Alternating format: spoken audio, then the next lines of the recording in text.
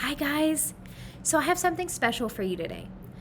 Today, I've got a story to tell you, not read to you. So, for millions and millions of years, people have been telling stories to each other, and that was a real job. You could be a storyteller. Today, we call them more actors. So, movies and things, they tell us a story or we see the story. So, today, I'm going to tell you a story about an apple. Are you ready? Okay, so a good storyteller keeps eye contact and makes the story really interesting. So let's see if I can do that. Here we go.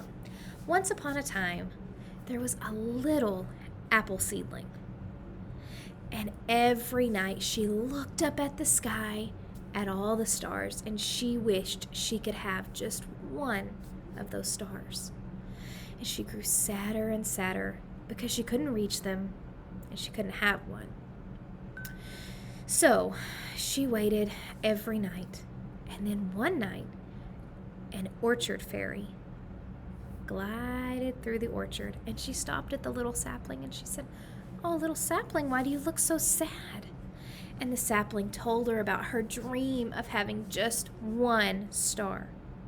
And the orchard fairy looked at her and she said, "If you do your very best and you grow up strong with tons of red apples in your branches, you will get your wish." Well, that made the little sapling so excited. Every day, she reached her arms out as far as she could. She got stronger every day. She drank as much water and drank up the sun every single day. And after a few seasons, remember it takes a long time for an apple tree to grow. After a few seasons, she was the tallest tree in the entire orchard. And she waited for that orchard fairy to come back. She waited and she waited, just hoping for the day that she would have a star. And finally, one night, there was the orchard fairy. And as she flew through the orchard, the little sapling said, "Wait!" And the orchard fairy stopped and looked, and she said, "It's you! Look how big you've gotten!" And she said, "I know, I've been waiting for you. When do I get my star? I've worked so hard." And she said, Oh,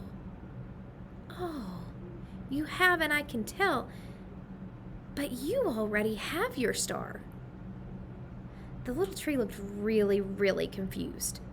She said, "You've got as many stars as there are the ones that you admire in the sky." And the little apple tree got sad because she didn't know where in the world her star was. And the fairy flew off. And the little tree grew sad until the next morning, when a little boy wandered through the orchard and he picked up one of her apples. And he pulled out his knife to cut it up for his snack. And instead of cutting it lengthways, like we normally do, he turned the apple on its side and chopped it right down the middle. And do you know what he found there?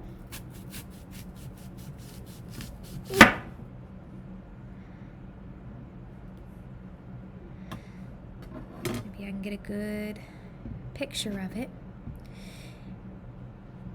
The little apple was amazed at what she saw.